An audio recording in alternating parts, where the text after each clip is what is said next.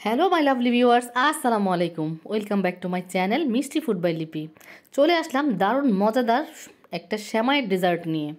আশা করছি আমার আজকের পর্বটা আপনাদের কাছে খুবই ভালো লাগবে। আর এবারের রমজানের ঈদে এটা তো must be try it. Recipe ভালো লেগে থাকলে প্লিজ চ্যানেলটা সাবস্ক্রাইব করে আমার পাশেই থাকবেন। পাশে থাকা বেল বাটনটিতে ক্লিক করতে কিন্তু ভুলবেন না। আর যারা আমার ফেসবুক পেজ থেকে দেখছেন তারা অবশ্যই লাইক কমেন্ট একটা শেয়ার করে যাবেন। তো চলুন রেসিপি শুরু করি। তো এর জন্য আমি প্রায় 1 লিটারের চাইতে একটু বেশি পরিমাণের দুধ আগে থাকতে এটাকে জাল করে ঘন করে নিয়েছি।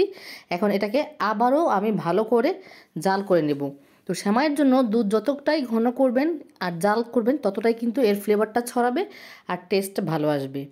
তো এটা যখন মোটামুটি ভালো করে জাল হয়ে আসবে বা ঘন হয়ে আসবে, এর মধ্যে দিয়ে দিচ্ছি এলাচ, দারচিনি।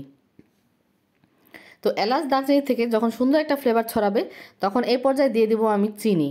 তো নর্মালি সেমাই রান্না করতে যা লাগে অতটুকু পর্যন্ত করলেই চলবে, তবে জাস্ট দুধটাকে একটু ভালো করে ঘন করতে হবে। তো পরিমাণ মতো আমি চিনি দিচ্ছি, আমি এখানে 1.5 কাপের মতো চিনি দিচ্ছি। মিষ্টিটা আপনাদের উপর ডিপেন্ড করে। তারপর দিয়ে দিচ্ছি সামান্য লবণ। তো ভালো করে জাল করা হয়ে গেলে আমি এর ভিতর থেকে যে এক্সট্রা গরম মশলাটা আছে সেটাকে আমি তুলে ফেলে দেব। তারপরে এটাকে আমি সেট করার জন্য একটা কেকের মোল্ড নিয়ে নিচ্ছি। তো জাল করার পর এখানে আমার 5 কাপের মতো দুধ হয়েছে। তো এখন আমি এখানে 2.5 কাপের মতো দুধ এখন একটা সেমাই দিয়ে সেট করব। আর বাদবাকি 2.5 কাপ দুধ পরে সেট করার জন্য এটাকে আমি রেখে দেব। তো দেখুন আমি এটাকে মেপে সমপরিমাণে সেমাই সেট করার জন্য ঢেলে নিলাম। এরপরে 1 প্যাকেট সেমাই এই 2.5 কাপ দুধের মধ্যে সুন্দর করে কিন্তু সেট হবে। এটা একটু সলিড টাইপের হবে। নর্মালি আমরা যেমন সেমাইটা একটুখানি থলথলে খাই, তবে এটা একটু সেটওয়ালা বা টাইট একটা ফর্মে চলে আসবে। এই টাইপের করে সেমাইটাকে আমাদের ভিজাতে হবে। তো এটা আমাদের সেমাই দেওয়া হয়ে গেছে। এটা লাচ্ছা সেমাই, আমি আগে থাকতে ভেজে নেইনি। আর এই যে বাদবাকি দুধটা আমি পরে দিব, এটাকে সরিয়ে রাখলাম। তো এখন এর মাঝখানে একটা লেয়ার দিব। তার জন্য আমি এখানে দিয়ে দিচ্ছি প্রায় 3 কাপ দুধ নিচ্ছি। এটাও কিন্তু আগে থাকতে বেশ ঘন করে জাল করে নেওয়া। এতে করে সুবিধা হয় রান্না করার সময়, সময়টা কম লাগে। তো এখন আমি এখান থেকে কিন্তু কিছুটা পরিমাণ দুধ বা 1/2 কাপ পরিমাণের দুধ আগে থাকতে একটা বাটিতে তুলে রেখেছিলাম। এখন দিয়ে দিচ্ছি কাস্টার্ড পাউডার। এটা কিছুটা নবাবী সেমাইয়ের মতোই, কিন্তু এটা নবাবী সেমাই না। নবাবী সেমাইটা যেমন একটু ক্রিস্পি হয়, এটা ক্রিস্পি না। 4 টেবিল চামচ পরিমাণের আমি কাস্টার্ড পাউডার দিয়ে দুধটাকে গুলাই নিয়েছি।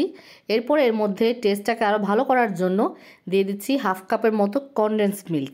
আর এই দুধটার ভিতরে বা এই ক্রিমের ভিতরে আমি চিনি ব্যবহার করব না, কনডেন্স মিল্কের যে মিষ্টিটা আছে আমি সেটাই ব্যবহার করব। তো আপনারা চাইলে এখানে চিনিও অ্যাড করতে পারেন, তবে কনডেন্স মিল্কটা দিলে এর মধ্যে ক্রিমিনেসটা একটু বেশি ভালো হয়। তো আগে থাকতে গোলায় রাখা বা মিশিয়ে রাখা কাস্টার্ড পাউডারের মিশ্রণটা আমি এর মধ্যে দিয়ে দিচ্ছি আর ভালো করে মিশিয়ে নেব একেবারে ঘন হওয়া পর্যন্ত। তো এটা কিন্তু অনেকটাই ঘন করে নেবেন। আমার এখানে কিছুটা পাতলা হয়ে গেছে, এটাকে আমি আরেকটু পরে বা এর পরে আমি সেটাকে ভিডিওতে আমার দেখানো হয়নি, আমি আরেকটু ঘন করে নিয়েছিলাম। তাতে করে আপনার এটা জেলির মতন থকথকে হবে, এক্সট্রা করে জেলি পাউডার দেওয়া লাগবে না। তো এই সেমাইয়ের উপরে পুরোটাতে আমি স্প্রেড করে দিয়েছি। এরপরে কিছুটা খেজুর আমি এর উপরটাতে কুচায় দিয়েছি। তারপর যখন এটা মোটামুটি ভালো করে সেট হয়ে গেছে, দেখুন একেবারে কিন্তু জমাট বেঁধে গেছে। এরপরে আমি আরেক প্যাকেট সেমাই এর উপরটাতে লেয়ারের মতন দিয়ে দিচ্ছি। আমি কিন্তু সেমাইটাকে ভেজে নেইনি, আমি আবারও বলছি। আপনারা চাইলে ঘি একটু ভেজে নিতে পারেন, তাতে ফ্লেভার আরও বেশি ভালো হয়। তো এটাকে আমি আবারও সুন্দর করে বাটিটার চারপাশে স্প্রেড করে দেব।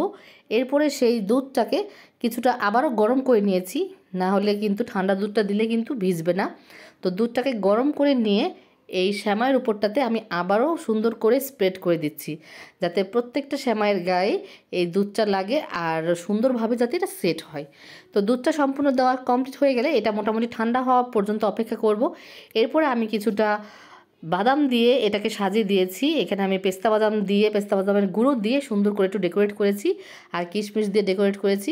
আপনারা যা খুশি এটাকে ডেকোরেট করতে পারেন, অথবা না করলেও সমস্যা নেই। এরপরে আমি এটাকে বরফির আকারে কেটে নিচ্ছি সুন্দর করে। তো দেখতে পারতেছেন এটা কতটা লোভনীয় লাগছে।